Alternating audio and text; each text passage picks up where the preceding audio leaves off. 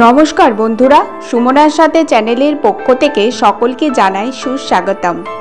আজকের আলোচ্য বিষয় হলো 2024 সালের অক্ষয় তৃতীয়া কবে।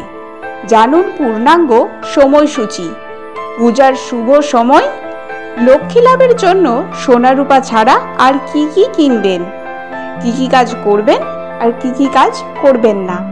আর জানুন ঘরোয়াভাবে অক্ষয় তৃতীয়ার সহজ সরল পূজাবিধি। টিকা অনুসারে বৈশাখের শুক্ল পক্ষের তৃতীয়া তিথিতে পালিত হয় অক্ষয় তৃতীয়া। শাস্ত্র মতে বিশ্বাস করা হয় এই দিনে কোনো জিনিস কিনলে তার ক্ষয় হয় না। এছাড়াও বহু শুভ কাজ এই তিথিতে করা হয়। দেখে নেওয়া যাক 2024 সালের অক্ষয় তৃতীয়া কবে। অক্ষয় তৃতীয়ার তিথি পড়েছে 10ই মে। 10ই মে ভোর 4:17 পড়বে অক্ষয় তৃতীয়ার তিথি। সেই দিন পড়েছে শুক্রবার। তিথি চলবে রাত 2:50 পর্যন্ত, ততক্ষণে কিন্তু পড়ে যাচ্ছে শনিবার। ফলে অক্ষয় তৃতীয়া 10ই মে পালিত হবে। অক্ষয় তৃতীয়া পুজোর শুভ সময়।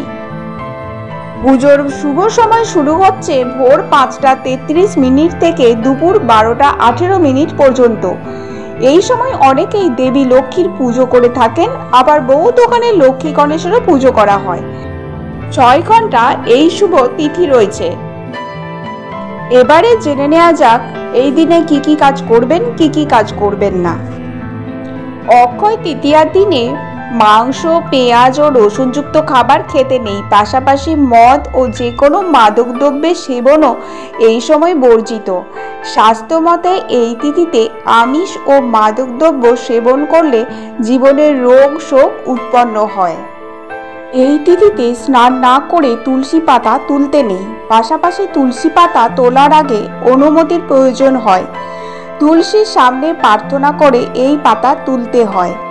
কিন্তু অক্ষয় তৃতীয়াতে অনুমতি ছাড়া তুলসীর পাতা তোলাও নিষিদ্ধ, না হলে কিন্তু মা লক্ষ্মী রুষ্ট হয়ে যান। অক্ষয় তৃতীয়া দিনে ঘর নোংরা রাখা উচিত নয়, কারণ এই দিনে মা লক্ষ্মীর পুজো করা হয়।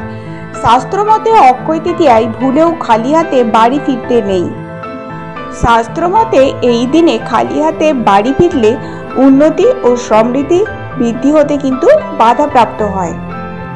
অক্ষয় তৃতীয়াতে রাগ, হিংসা, কটু বচন, পারিবারিক কলহ এড়িয়ে যাওয়া উচিত।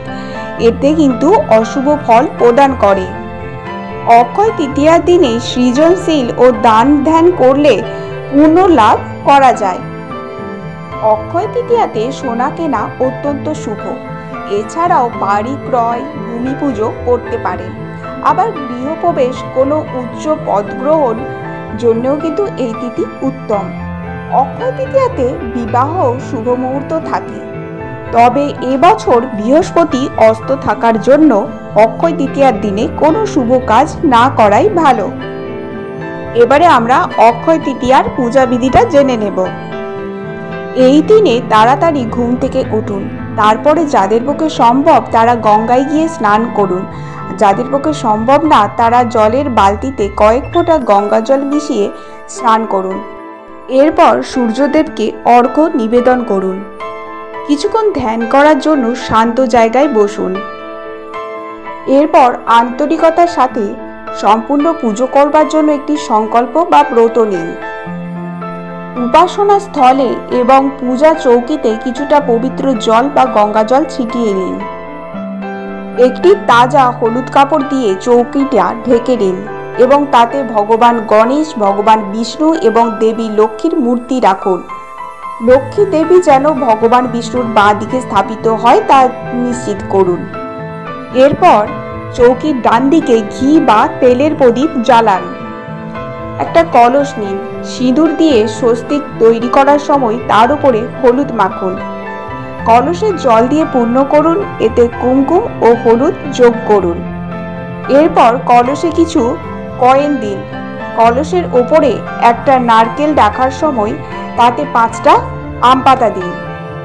এই কলসটি চৌকিতে রাখুন। পুজো শুরু করার জন্য গণেশকে আহ্বান করুন।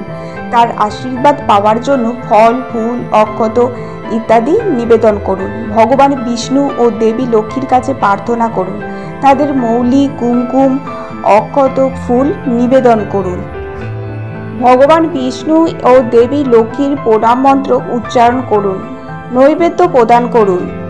আচার অনুষ্ঠান শেষ করার জন্য একটি আরতি করুন এবং সুখী সমৃদ্ধ জীবনের জন্য প্রার্থনা করুন।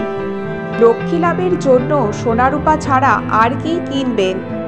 মা লক্ষ্মীর কৃপা পেতে অতি সহজেই কড়ি কিনতে পারেন। অক্ষয় তৃতীয়া দিনে 5 থেকে 7টা কড়ি কিনুন। লাল কাপড়ে কড়ি ঢেকে নিয়ে সিন্ধুকে রেখে দিন, বিরাট সাফল্য আসতে পারে।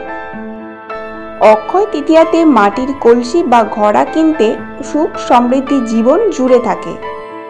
তবে কোনোভাবেই খালি কলসি বাড়িতে নিয়ে আসবেন না, তাতে কিছুটা জল বা অন্য কোনো সামগ্রী নিয়ে আসবেন। আর আজকের ভিডিওটা এই পর্যন্তই রইল। ধন্যবাদ।